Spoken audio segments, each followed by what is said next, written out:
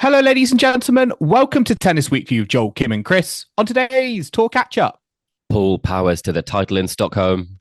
Sabalenka replaces Swiatek as world number one. And Rafael Nadal plays Novak Djokovic for one final time. Chris, today is the 22nd of October, and we are here to catch up on the week in tennis at Tennis Weekly HQ. The tour marches on as Tommy Paul, Daria Kasatkina, and 36-year-old Roberto Bautista Agut picked up titles, all whilst the top men were lining their pockets at the Six Kings Slam in Saudi Arabia, where Novak Djokovic and Rafael Nadal took to the court for one final time. Elsewhere, Danielle Collins has U-turned on her decision to retire from tennis at the end of the season, and Aryna Sabalenka has become the new women's number one, replacing Iga Swiatek. Kim, sadly, is not with us today, but we will be hearing from her in a little bit. Chris, you are firmly with us at Thomas HQ. God, I'm not starting well this episode. At Tennis Weekly HQ, and you are back from the delights of the Stockholm Open. The ATP event, yes. I am indeed. I was back in Copenhagen. I'm now in London. But Joel, before we get into any of that, I believe you promised Kim and I a limerick for Rafael Nadal. I may have done that, and I may have actually have made good on my promise. Oh, really? I have one available. With help? I said maybe. Can Yeah, a little bit. Also, I said Stockholm Open. I meant Nordic Open. I'm just get confused with all the Opens going on at the moment. But right. Yes. Okay, this was my limerick. Novak Djokovic, take note. Mm-hmm. Rafael Nadal, the king of the clay, has decided to call it a day. With a powerful spin, he did nothing but win. Now the legend will ride off. Olay! Wow. Amazing. It already got Kim's approval. Pulitzer Prize winning limerick there. Well, I just think it's just so rare that you pull through on a promise, Joel. So it's very nice to hear that. I slaved away. That took me like at least 3 days to come up with. Honestly, well, imagine if you had to write a whole book. Imagine how long it took you write your essays at university, Joel. Definitely, I did not get the help of AI or ChatGPT. None of that. Djokovic. No inspiration needed. That came straight from the heart.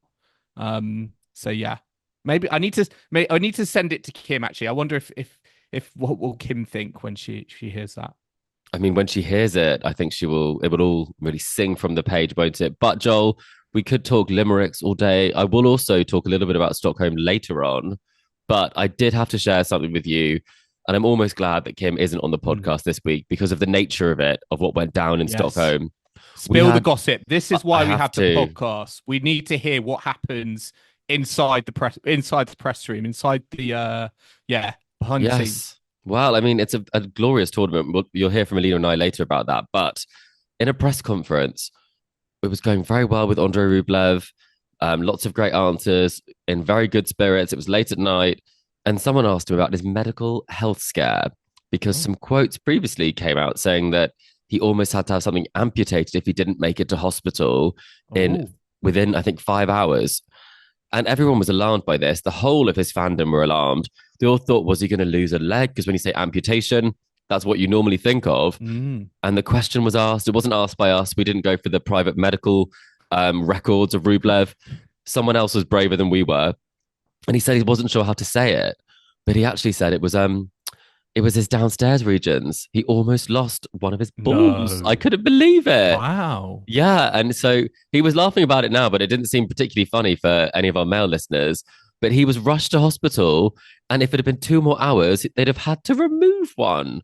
So that was not a press conference I've ever attended before. It's nothing like that has ever come up. How do you react to that? Or what was the sort of reaction in the room? Because you sort of talk about it and have you got was it at that phase of like, oh, we could laugh it off now, or was it still quite tense in the No, he was in great spirits, and we might be able to include a clip of that a bit later on, or if not, actually we won't include a clip. Watch it and you'll see his reaction. That's on our social media.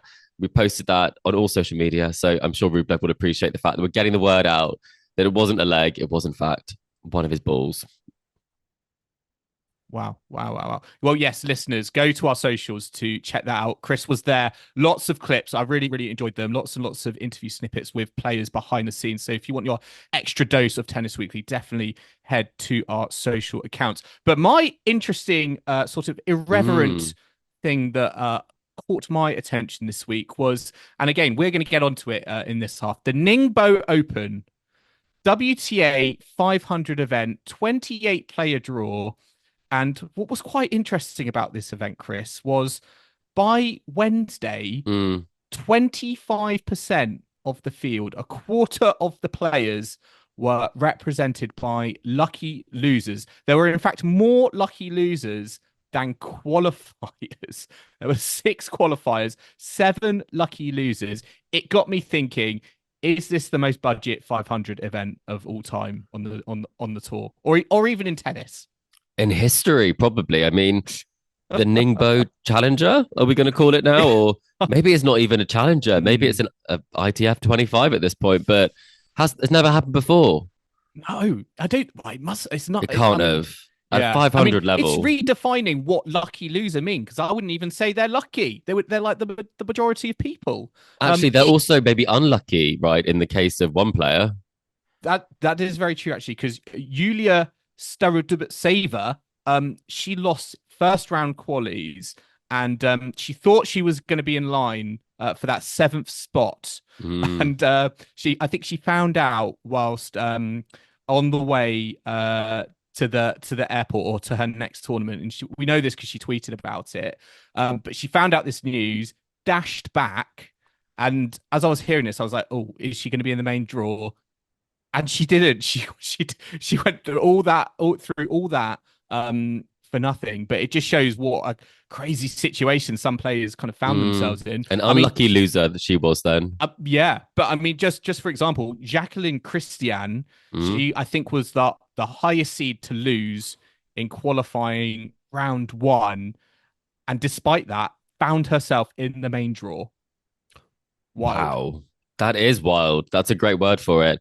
It does make you think this would have been a great tournament to get some extra ranking points Oh, in. I know. Maybe, Absolutely. you should focus your attention at the end of the season because you do get these sorts of crazy events happening Mm. where players are already qualified, players are not playing the 500s, they're looking after their health, preparing for the end of season finals. So, I mean, very lucky for some, unlucky for one. But I mean, does it take the shine off the event? We'll talk a bit more about it later. Yes, I'm not sure. I'm not sure. Yeah, we'll see. And I mean, also Tokyo 500 this week, which we'll get onto in the second half. I mean, the draw is a little bit better, but definitely points to be won there for players who are yeah, ranked maybe a little bit further down. Yes. So yeah, Ningbo Open, quite an interesting 500. But let's talk about all the other events that went on this week, and we're going to start in Stockholm. And rather than me kind of talk about it, it doesn't actually feel right because I wasn't there. You were there with Alina, our producer. So I'm going to hand it over to you two to talk about your experiences at Stockholm at the Nordic Open. Thank you very much, Joel. Alina and I are now here to take you through the BNP Paribas Nordic Open. I almost said Stockholm Open there because it was known as the Stockholm Open until, well, last year. And we have just got back. Alina, you're in Copenhagen. I'm now in London. And the last time I saw you, or the last time you were spotted, you were walking away from the tournament with Tommy Paul's victory flowers. Can you confirm or will you deny? I can definitely confirm. The flowers, they made it to Copenhagen. What an interesting fact to open the pod with. That is interesting, isn't it? I think we have more questions than we have answers that you've just given us there because, Leah, you managed to somehow, were they gifted to you or did you take them from Tommy? Was it all above board? I wish Tommy would like just throw them and I would catch them and then, unlock my next 250, but that Yes. obviously did not happen. The flowers were gifted. As usual, the players do not probably care too much about flowers. I mean, there's extra care, and they made it back into the press room. And that's where we're like wrapping our coverage for the day up. I was gifted the flowers, but little did I think in that moment that I will have to take them to the taxi, to the airport, to the plane, to the taxi, to my place in Copenhagen. So I think it was about 3 hours later, after the club was closed, the winners' flowers were On your up in coffee my living table. room. Yes. Exactly. I mean, are you looking at them as we talk? I am looking at Oh, them right wow. now. It must feel like you're still, at the Stockholm Open. It is a beautiful memento, probably the most lively memento. This Well, time it I is didn't alive. manage. Yeah, in many ways. It is alive. It's not a tennis ball, but it's tennis ball colored flowers. And I mean, all those images of Tommy holding the flowers with Grigor invading the social media. It looks cool. It It is looks cool. cool. And also, they appeared in Vogue as well. So, you flowers in your house that appeared in Vogue. And one of my favorite things that happened was that uh, I learned that I'm definitely allergic to flowers when we were traveling in the taxi and then the airport and then the plane because I was in charge of making sure that they survived the flight. And it didn't go that You well did for me, did it? well. I did, yeah. You did well, but then you weren't very well. But Sneezing in that poor taxi. I feel very bad for the taxi driver. Must have thought he was going to catch something from me. no, I was like, it's just flowers. Summer Paul's flowers. Yes, Tommy Paul's flowers. And someone even stopped us at Copenhagen Airport to say, are those the flowers from the Stockholm Open? And you said, yes, they are. And he looked very shocked and asked you how they came about to be yours. And you said, Tommy's flowers are my flowers now, essentially. And he took your word for it and moved on. So it definitely sparked some conversations along the way. But also on the topic of conversations, there were some very exciting results that happened over in Stockholm. We had a victory for Tommy Paul. That is no spoiler because Tommy Paul would not get a victory flowers if he had not have won.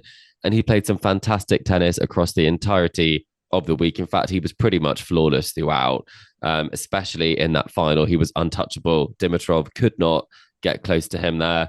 And also, we had some interesting results along the way, especially one for Stan Wawrinka, who coming up to age 40, made his first semi-final in over a year and also got a top 10 win over Andrei Rublev. I mean, that was quite the story of the week, wasn't it, Alina? Yeah, and it just felt surreal to see him in such great shape. And also, like against Andrei Rublev, was pretty seasoned on a hard court. Like he's in absolutely his element. Was definitely it was a feast. I was like truly enjoying it at that time. It was so enjoyable and particularly enjoyable because I think even Rublev was very inspired by the fact that Stan was playing as well as he was. He couldn't believe how well he was serving. And Stan hasn't had consecutive wins for over a year. So the perfect timing for Stan, but not the perfect timing for our Magnus Norman interview because we were scheduled to speak to, not to Stan, to Magnus on the Saturday, but he is also coached by Magnus Norman. So we were unable to have that interview, but we did still play at his tennis academy, the Good to Great Academy, which we cannot recommend highly enough. It was a wonderful place to have a hit. But having said that, if Stan had just managed to reach the semi-finals the week before, we probably could have ticked off everything on our Stockholm bucket list, couldn't we, Alina? Yeah, it was let's say we didn't get empty-handed out of that Stan and Magnus situation. No, we were given something, and it was the joy of watching a great of the game play some fantastic tennis and roll back the clock.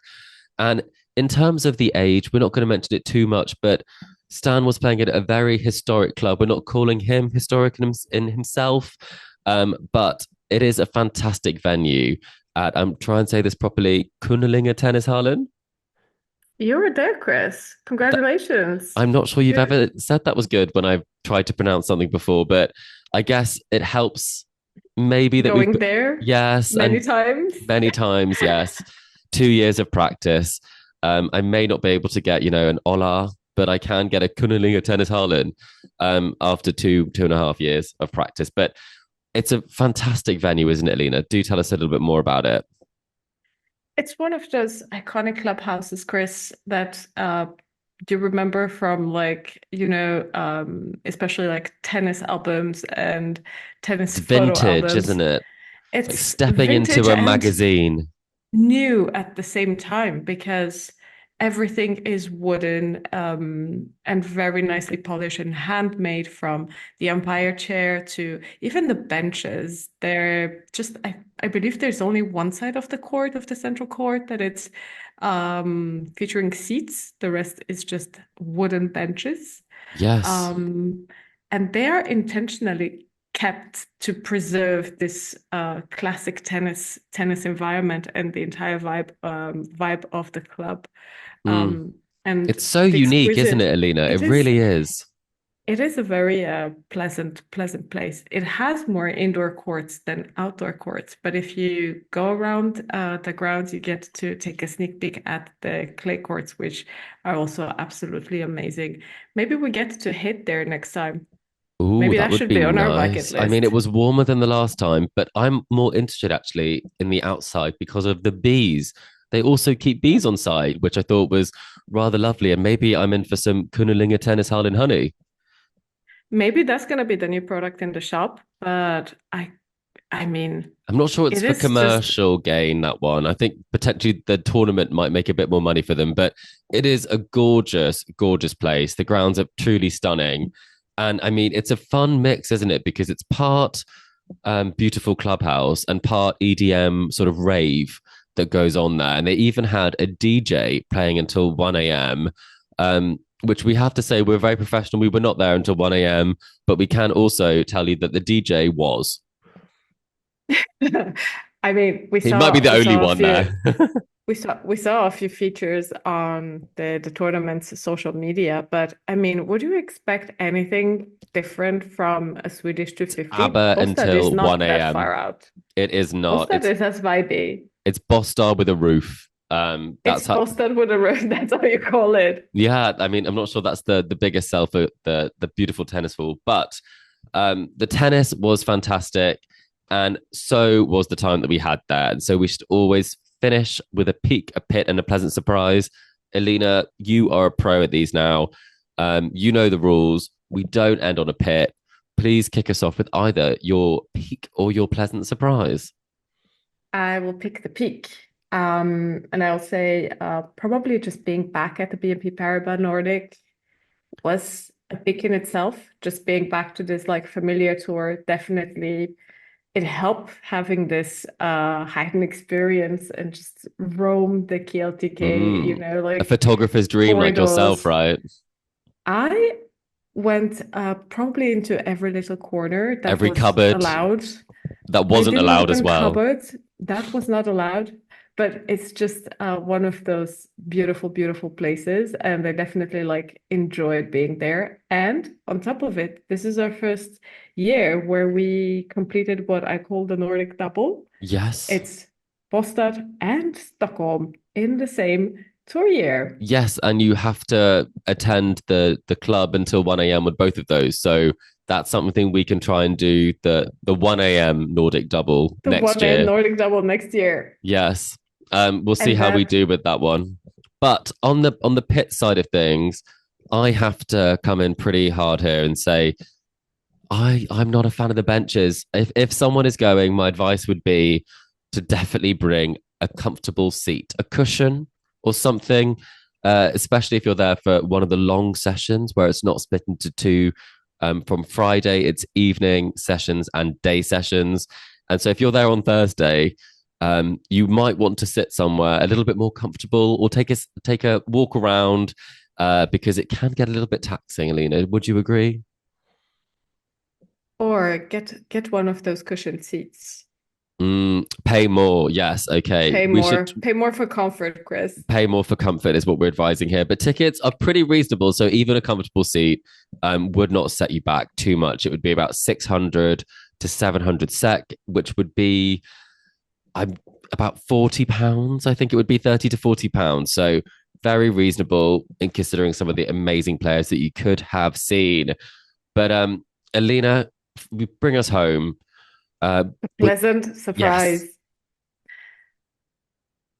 I would go for the Good to Great Academy visit for this one. We Mm. were pleasantly surprised about the grounds and the facilities there. I think you called them something like a national tennis center, Oh, it felt Chris. like a national tennis center. Honestly, Sweden may not have the tennis stars right now, but I mean, they've got the facilities, that's for sure. We had electronic line calling. We had beautiful restaurants, great snacks after a good 2 hours, 2 hours play. It was just great and all happening just in the outskirts of Stockholm. Yeah. It was Right away. lovely, wasn't it? It was, I think we're going to make a commitment to always hit when we're on the tour. And I think That must be potentially, our yes, we could always next. commit to it. Might be harder to get caught some places at Wimbledon, potentially. We can find a park. Well, they're building I 39 think, more courts, aren't they? well, we should be so lucky, but it's not impossible. It's not impossible. We'll find a We way. just need to wish for it. Wish for it, like wish for Tommy Paul's flowers. And I also wished for an interview with a Brit, and I did get an interview with a Brit. We did get to speak to Henry Patton and Harry Heliovara, who did win the title. And I have to say, my pleasant surprise was the fact that I started speaking to Heliovara, and he said, "You need to cut the small talk. I'm Finnish. I don't do small talk." And I just thought, how on earth has he partnered with a Brit? Because all we do is small talk. So, Alina, as a very close friend of mine, can you confirm, do Brits mainly communicate only in small talk? It's all about the banter, Chris, and you know it. Yes, it's banter. It's not small talk. Exactly. Is the banter. Exactly. And I think that brings us to a wonderful close. And we'd like to say a thank you to the tournament, a thank you to everyone who made it possible, and also a special thank you to Melissa from the ATP, Johan, who ran the press room, as well as the press assistants, our friends on tour, Veronica and Alice, who always make it so easy for us to manage our time and also know where we should be and get the most out of the experiences that we have. So thank you to everyone there. And Alina, should I say goodbye in Swedish? You should try. Would I do that? Would it sound right? Do you dare? I do not, but if you say, I will repeat. I will say it. Hey, hey. Hey, hey, indeed. And with that, hey, hey, we will go back to myself and Joel, where we will take you through all of the other action from the ATP and WTA tours.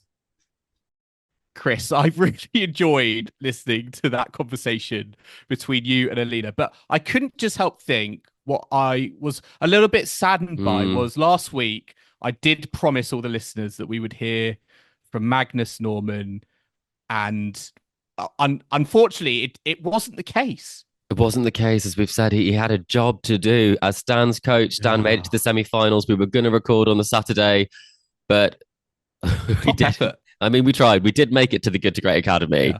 So that's something. I'm sure he'll come on again. But either way, we are pleased, aren't we, that Stan made semis? It's a good result for Stan. Very Not a good result for the pod. Result. Yeah, I know. I always just think, how does he keep doing it? I mean, that win against Rublev, top Brilliant. seed, straight sets, very tight. He's still got it. He's still, I mean, if you get results like that, it was probably reaching that point where it had been, I think, almost a year since he's had consecutive wins. And then you get a result like this and you think, well, why not play another year? So we'll have to see when he calls it a day. But for now, he could dine out on the fact he made the semi-finals at the Stockholm Open. There we go.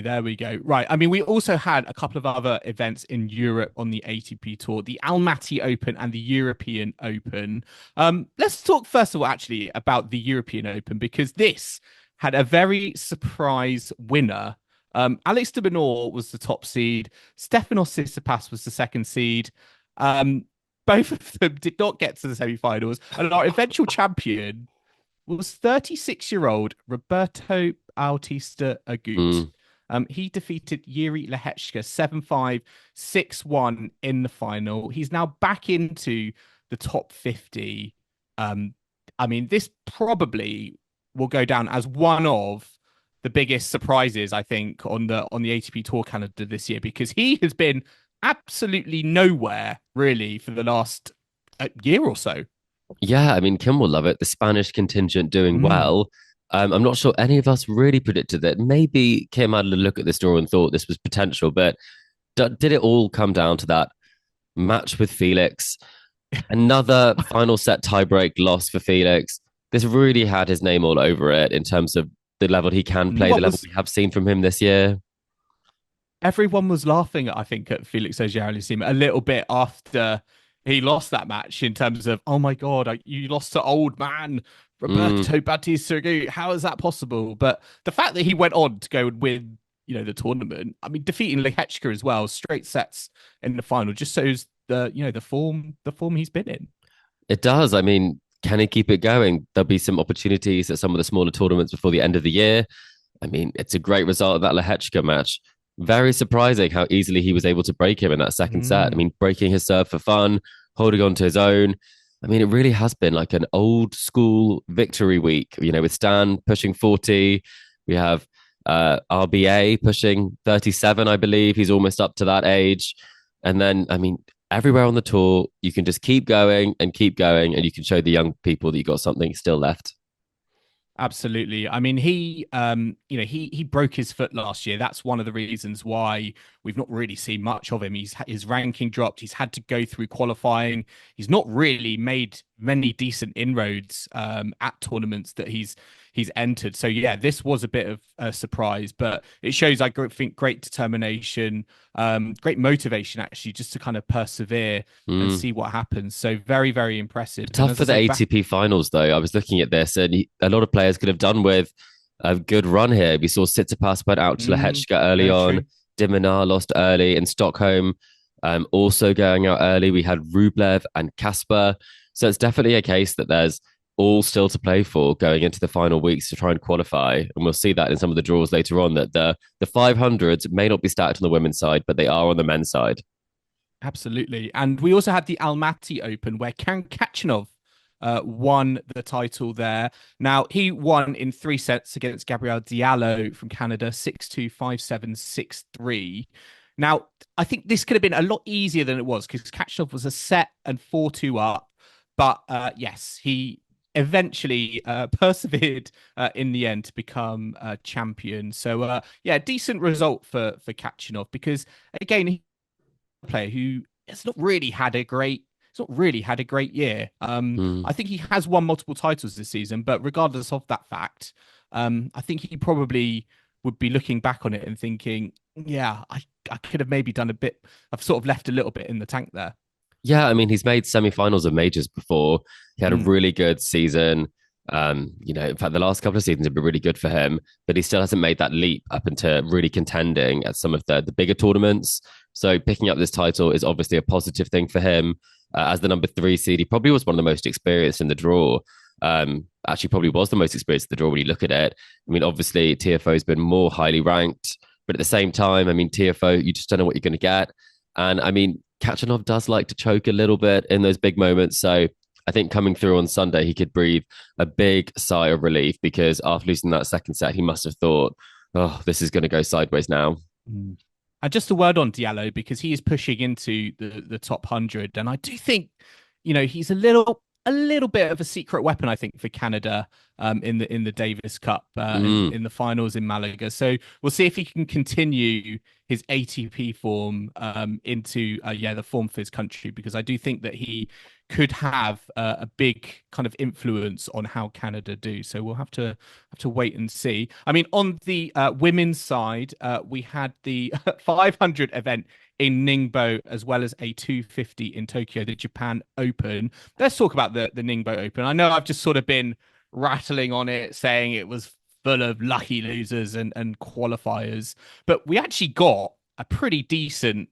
matchup in the final. We had Daria Kasatkina versus Mira Andreeva. Now, this was very topsy-turvy.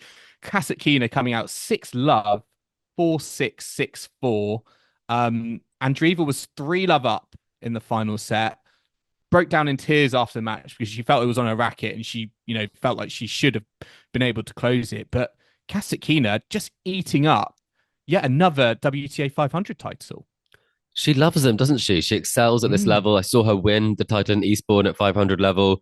And I mean, she is very, very consistent on the tour.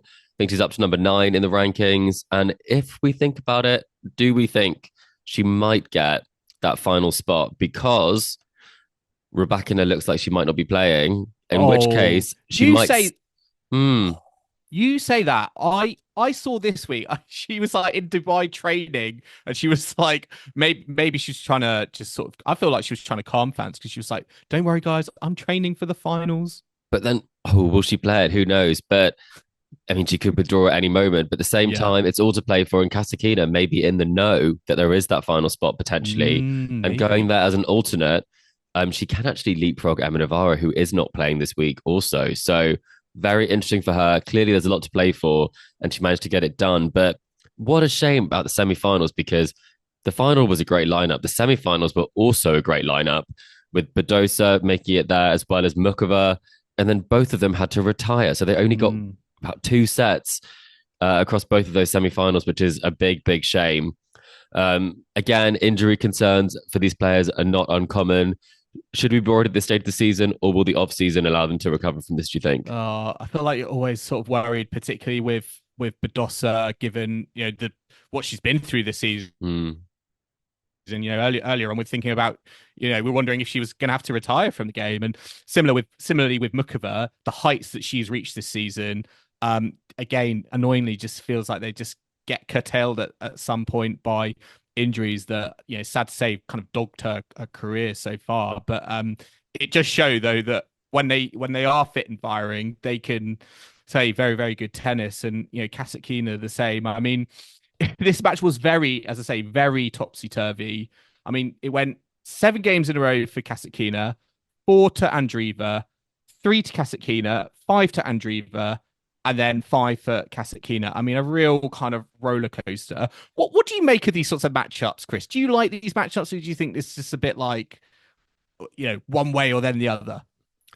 I like it when both players are playing well, obviously. I think a 6-love set tends to make it look like one player was playing particularly well, the other one hadn't found their range yet. I don't love a comeback if someone feels like they've really lost it rather than another player's won it. I always find that a bit tricky from a spectator's perspective, especially if you're a fan of one of the players. It can be particularly difficult. But at the same time, I mean, it's not over till you win that last point. And at 3-love in the final set, that's not a done deal. That could still just be one break. So I think that it does come down to getting over the line and being a player who can compete right to the end. And we talked about Felix already, and also Kachanov, they're not great at getting over the line. So if you're a player like Kasatkina who doesn't give up to the last point, and you're able to keep a good level, I mean, it's not necessarily the first to get the lead, it's the first to get over the line. That is very true. And to be fair, with Kasatkina, not got a great finals record, because she's lost she's lost 4 finals this year. And it was quite funny, actually, because they did have a good, kind of chat after the match, because Andreeva jokingly said, congratulated her for finally closing one out in relation to the match. So it was played, I think, it was played in good spirits, but yes, a little jokey banter towards the end.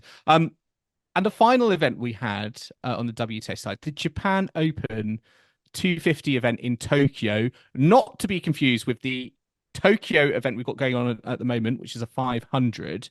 Now, this was quite interesting, Chris, because I'm going to give you some names. The name of the winner that I don't know much about, but I do know the final was an all-qualifier final.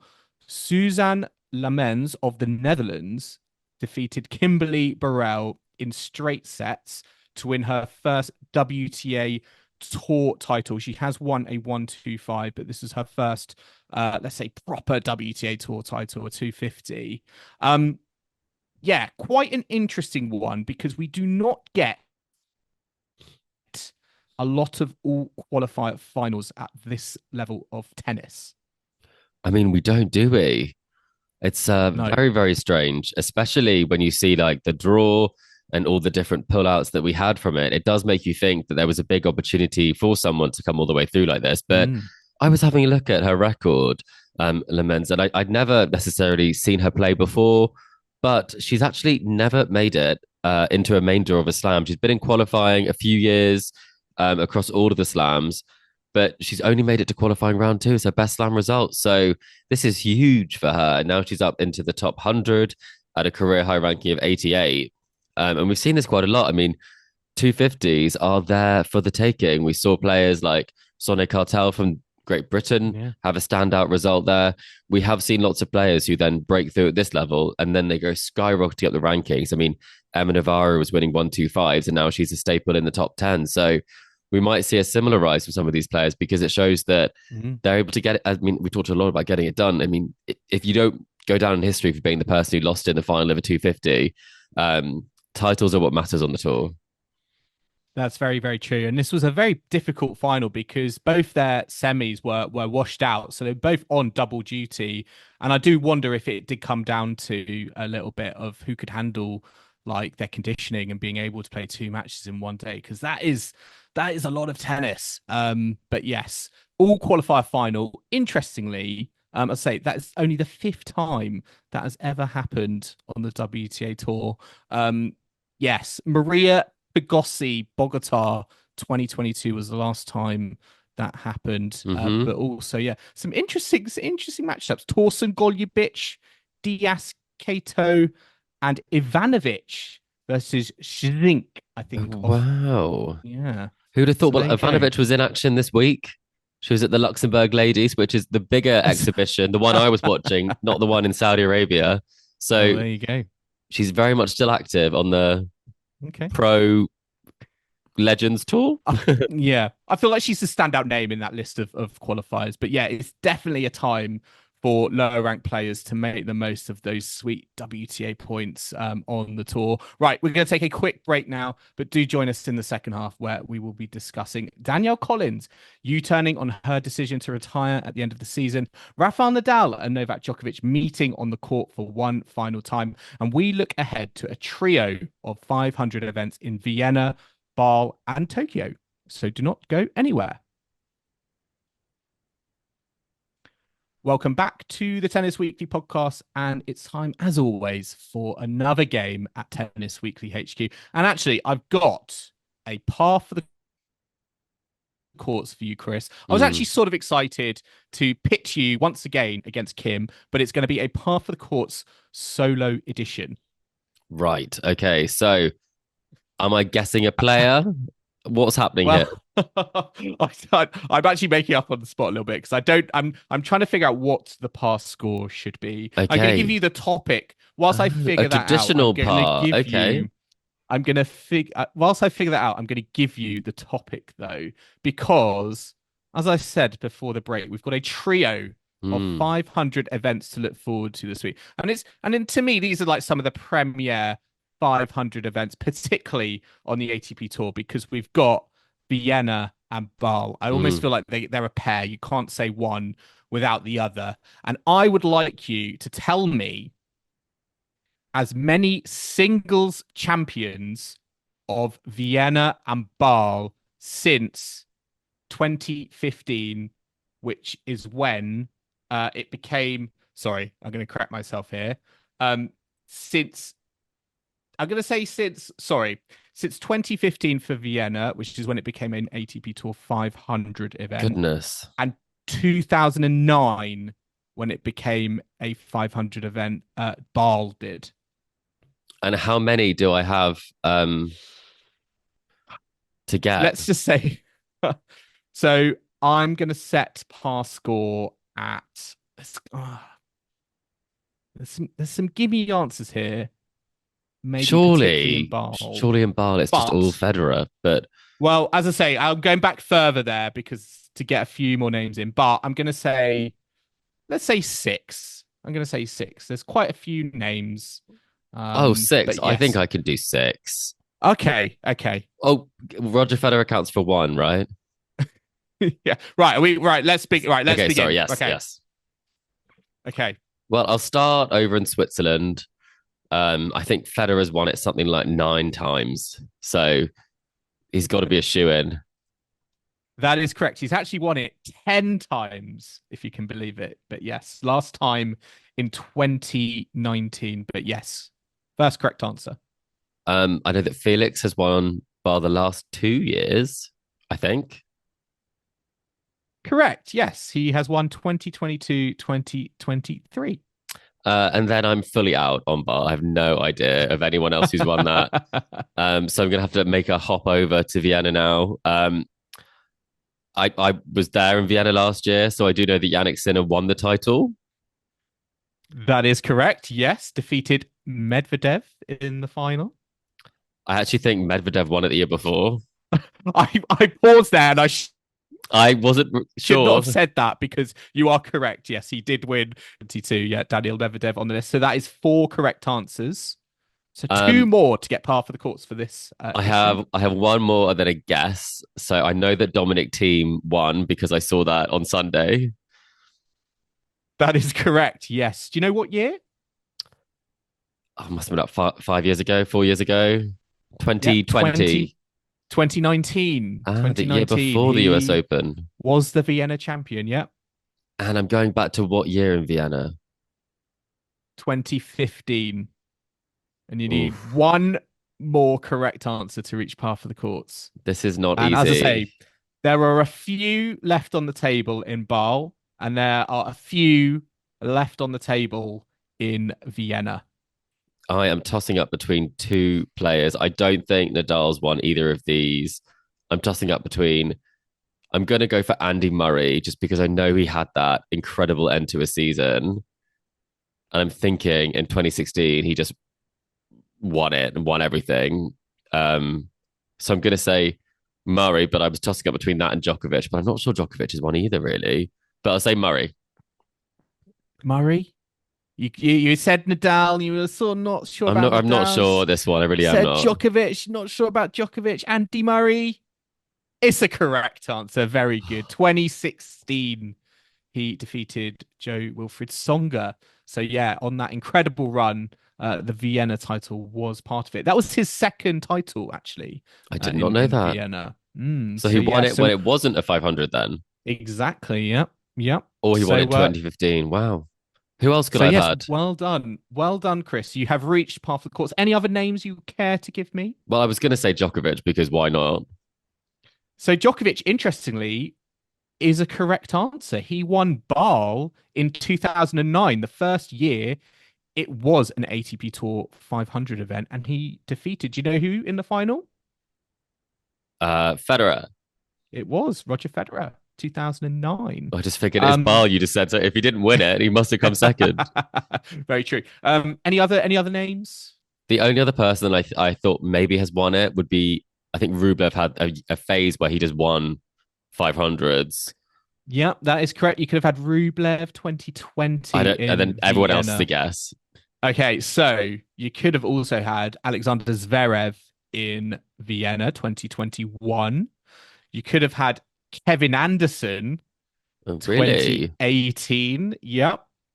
You could have also had in 2017 all French final Luca Pouille, which is a blast from the past. Defeated Tsonga in an all French final. Andy Murray 2016 and David Ferrer in 2015 against Steve Johnson, the American. So, I mean, quite tough to actually get past 6, but we could get to 6, I think is quite fair. Yep. A good par set. There were a couple of big names in bar you also could have told me.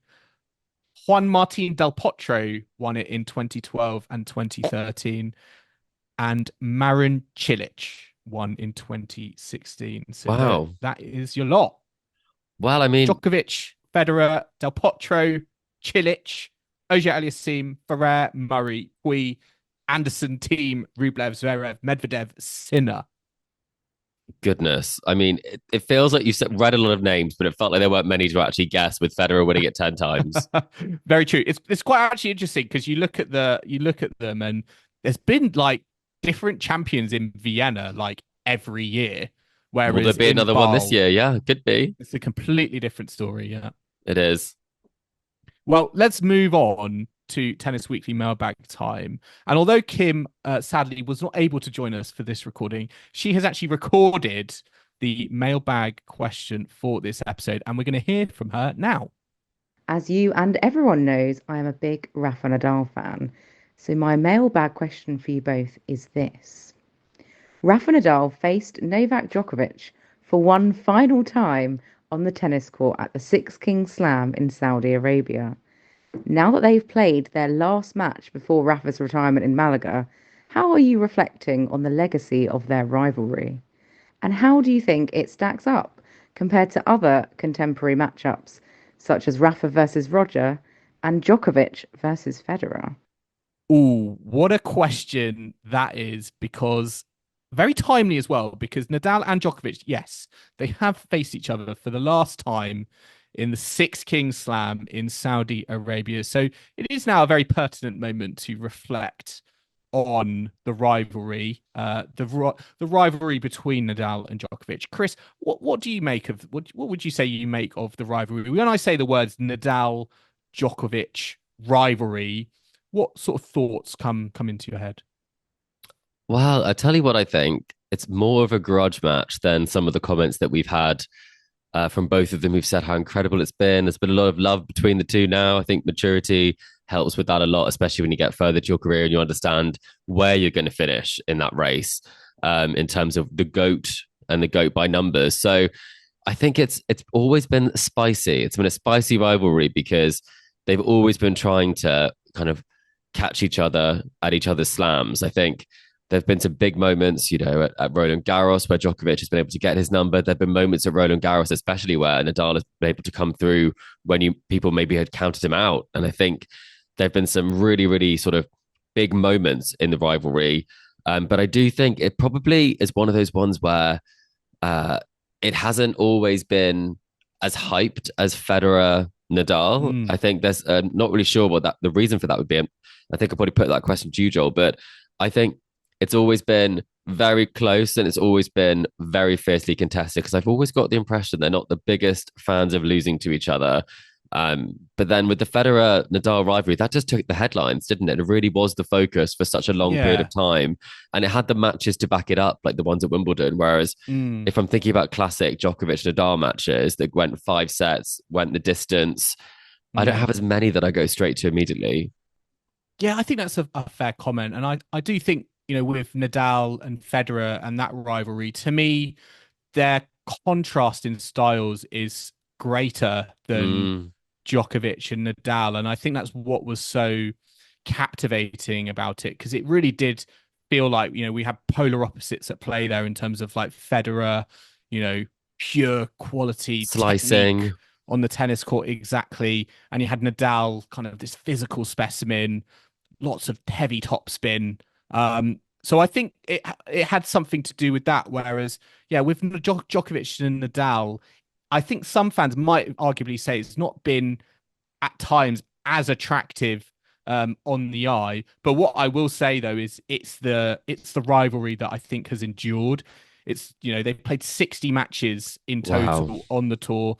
They played, I think, 7 as well in exhibitions. And for me, we didn't get as many like Federer and Nadal matches, but certainly the Djokovic Nadal rivalry, I think, has endured over a generation, and it's one that I think has been interesting on all the court surfaces. I think it's been, they've both taken chunks out of each other, home and away, whether that's at French Open, or I think back to the Australian Open as well. So yeah, I think for me it's one of those kind of rivalries that has endured. Maybe has not been celebrated as much, but certainly has got box office written all over it. Yeah, and looking at the results, I mean, they have had, an epic 5-setter in 2012. And that was in the final of the Australian Open. I mean, that went 7-5 in the 5th. So if you're looking for drama, that's the perfect one. They also had that incredible semi-final that Nadal came through in 2013. That was 9-7 in the final set there. That was the semi-final, of course. So they have had those moments. That was obviously not in the final, but they have had these sort of big clashes at times. But I do think probably does ring slightly more true. I mean, they have had some other very close ones, which have ended at like 10-8 as well. So That was a semi-final at Wimbledon. So, I mean, they have had these big clashes, but I guess they just haven't been necessarily at the times where they have been top billing.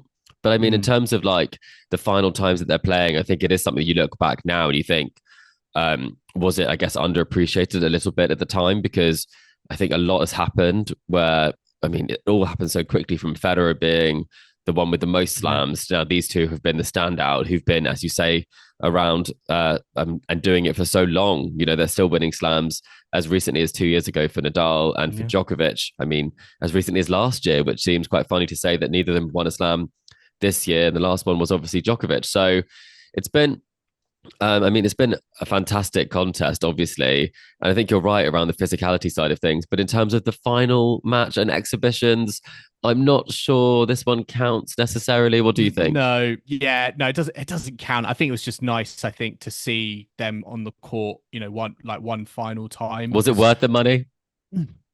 I feel like if you were in Saudi Arabia, it probably was. You'd pop along, right? Yeah, definitely. But I just think, going back to kind of Rafa and Roger, I also think like that rivalry came along at a time when there wasn't really a lot else kind of going on.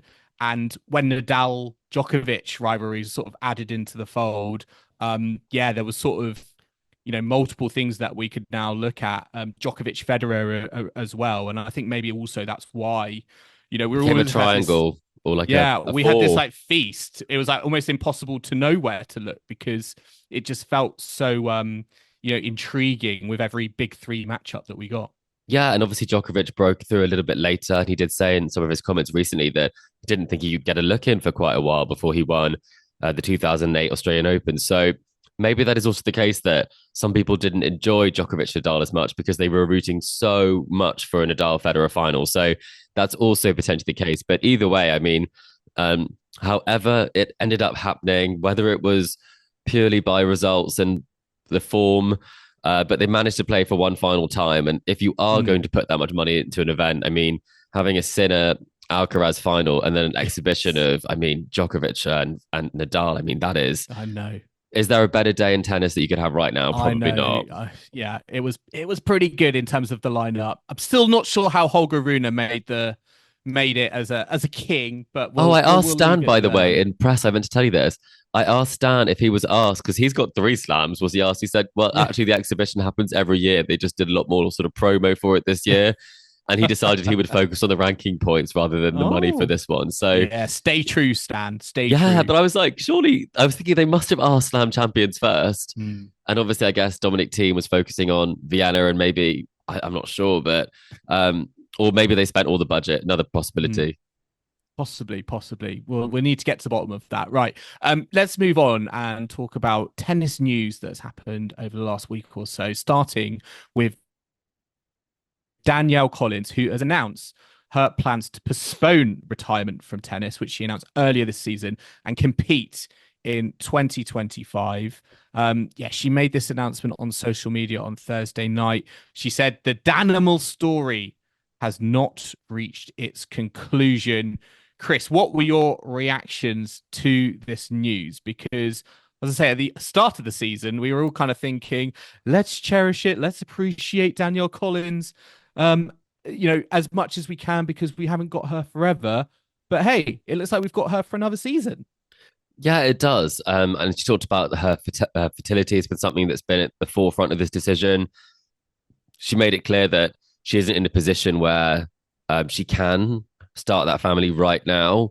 So she does have this extra time that she didn't necessarily know that she had, by looking into what she's able to do there and how she's able to look at that, given the fact that she does have endometriosis and rheumatoid arthritis, which were also factors in her looking at the retirement side of things. I think it's a funny one, because everyone has the right to decide their career, when it will end or what will happen. Injury aside. And she was very resolute throughout the year. This is what was happening. You know, we were kind of told, press was kind of told, don't ask more questions about it. She's not interested. She's made it clear, and she doesn't want people to question this decision. So I do think there is something that's quite interesting, is that a lot of people might be thinking, well, I told you so. She's having such a good year. Are you sure you want to call it quits? And so I think that is an interesting side of things, is that, a lot of people might have seen this coming, or a lot of people would have expected someone playing that well to continue playing. So maybe people didn't respect the decision that she was making enough at the time. But at the same time, I'm very pleased that she is playing more because she is such a joy to watch. But I do also worry, and this is a question I'll put to you, Joel, that when you do have this last year, there was this extra momentum behind her. She talked about, she won her home tournament in Miami. She had some fantastic results, not really at the slams though. But what a final year she had, back into the top 10. Is there like a possibility that potentially she can't replicate that next year because she rode the wave this year and then the wave sort of crashed? Yeah, possibly. I mean, we haven't really seen her much on the tennis court, recently either, which has been, I think, a little bit of a momentum killer. But if she's fit and healthy, I think, absolutely, like, why not? I think, based on, as I say, her performances, more towards, I'd say, the start of the season, I would just be thinking, like, I'd be leaving a lot of money on the table if I just sort of hang up my racket. And,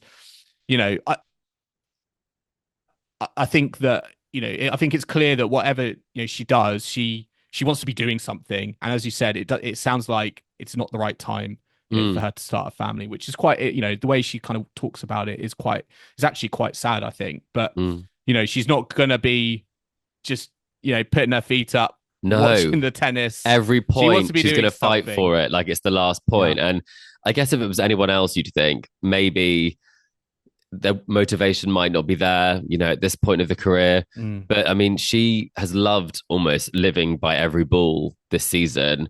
And I do think, I mean, she really didn't do that well at slams. And I really would have loved to see her have a deep run somewhere. I think the whole of, the tennis community wanted her to have a deep run at the slams because she's earned another deep run. So it also makes a bit more sense now why she sort of slapped those flowers away at the US Open and dodged the ceremony, because she must have known that there was a chance, I think. So maybe we should give her the benefit of the doubt there.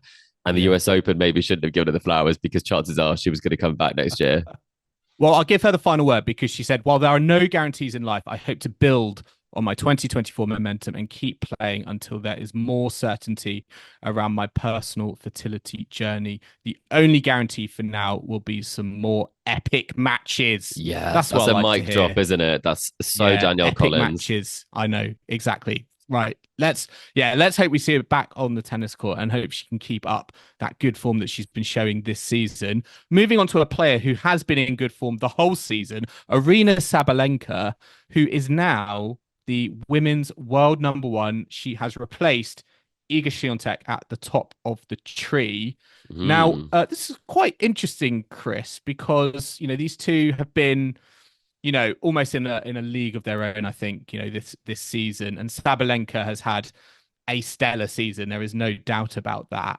And Swiatek has dropped to #2 in the rankings because she's not been playing recently. And she was given a points penalty for failing to compete in the mandatory 6 WTA 500 events, which feels quite dramatic. But what do you read into the fact that Sabalenka is now like top dog on the WTA Tour? Do you think this is going to be like a flash in the pan and Swiatek's going to come back, or do you see this now as a sort of period of dominance from Sabalenka? Just, as I say, I think becoming the ultimate boss that Swiatek has maybe at the French Open. Well, I mean, it's not the way I thought it would happen.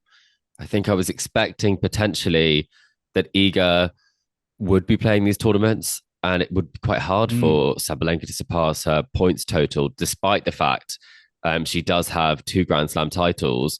I think what's really been the curveball that's kind of brought this to a head and brought this result around so quickly is the breakup of Camp Swiatek. And so obviously what's happened recently is that her coach of 3 years, Witorowski, he has actually left the team.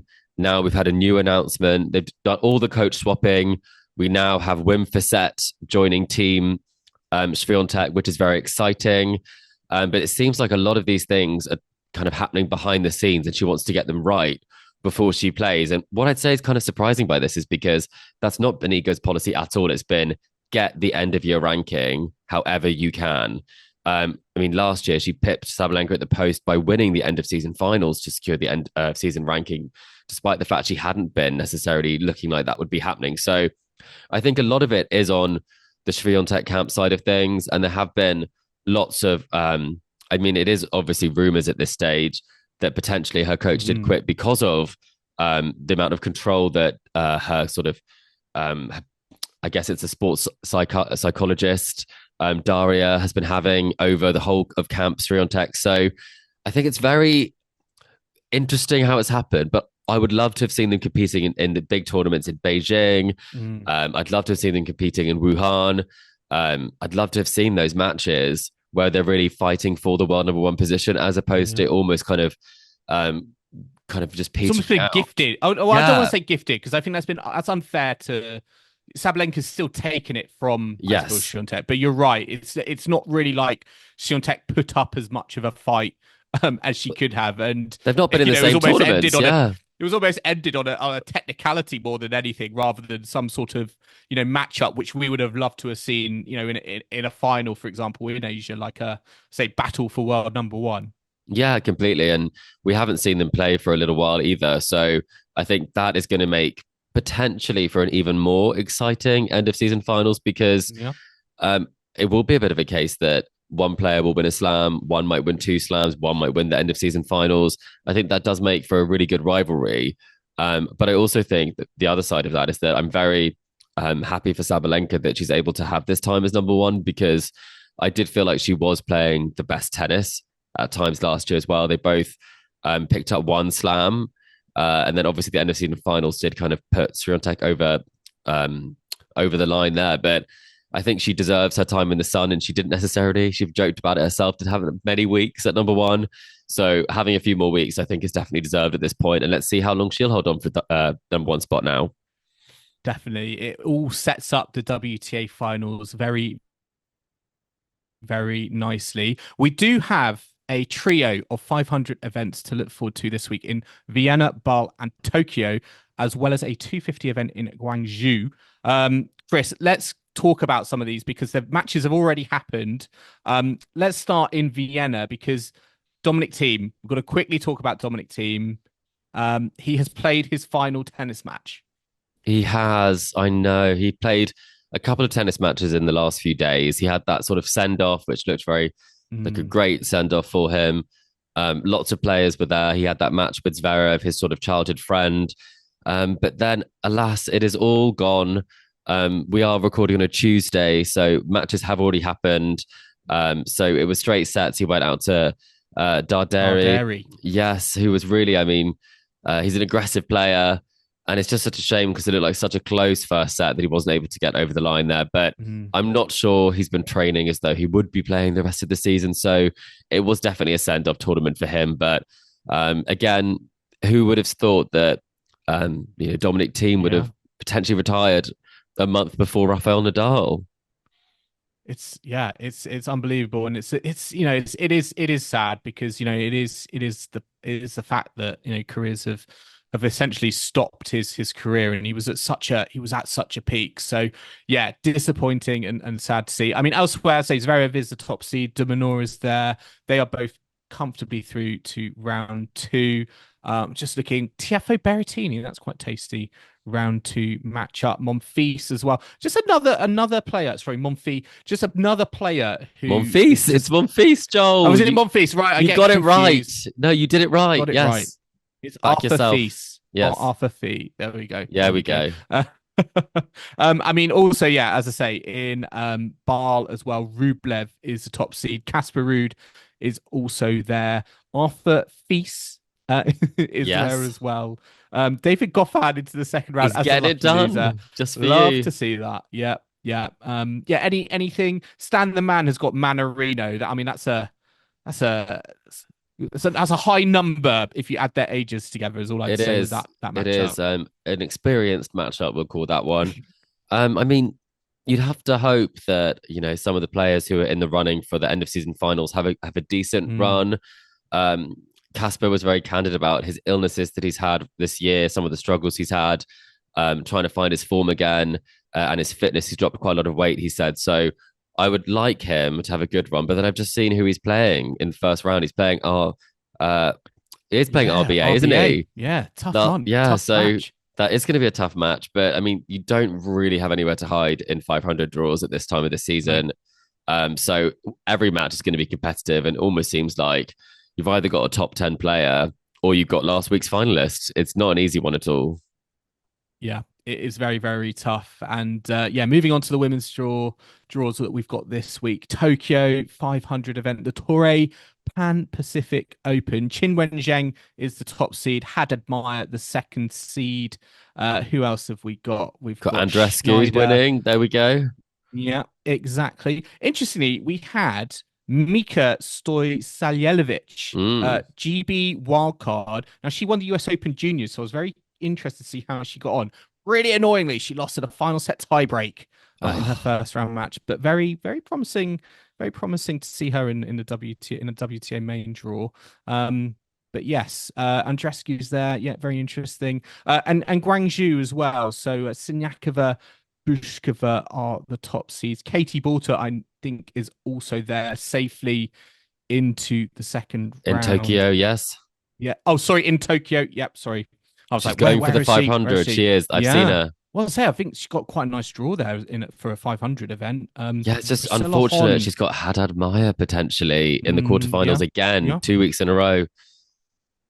Yeah, very true. And yeah, as I say, Guangzhou, Siniakova, Bushkova. I mean, this feels very, very open. Have to wait and see. Yes, exactly. But I mean, still so many tournaments. You almost can't believe it's one week from October, Joel. I know. 1 week from November. It's a real even. onslaught. It's a real onslaught, and we still got. We're like global. We've still got a lot of tennis to come in Asia on the WTA Tour, and as I say, the finals as well. Davis Cup, Billie Jean King Cup, lots and lots of stuff to look forward to. We're going to end our latest catch up there, though. Listeners, I hope you've enjoyed our latest episode of the Tennis Weekly podcast. Remember to subscribe to us to stay up to date on all the action still to come from the ATP and WTA tours. We're on Apple Podcasts, Spotify, YouTube, and all major podcasting platforms out there. And if you like what you're hearing, then make sure to leave us a rating and review on Apple Podcasts or Spotify, as well as leave a like and a subscribe to us on YouTube. You can also follow us on social media or email the show. Do follow us on social media to see all of the clips, the interviews, and the content from Stockholm. We really do have some entertaining clips, including the one we mentioned of Rublev right at the start. You have to hear and see it to believe it. But our Facebook, Instagram, TikTok, YouTube, and X channels are all Tennis Weekly Pod as the handle. You can purchase Tennis Weekly merch. We have sold out of hats. We now have 2 types of tote bags remaining, and that is at etsy.com/shop/Tennis Weekly Podcast. You can email the show, tennisweeklypod@gmail.com, or check out our website, tennisweekly.co.uk. And we will be back next week for another tour catch-up. So I hope you can join us for that. But in the meantime, it's goodbye from Chris. Goodbye. And it's goodbye from me. We'll see you again soon.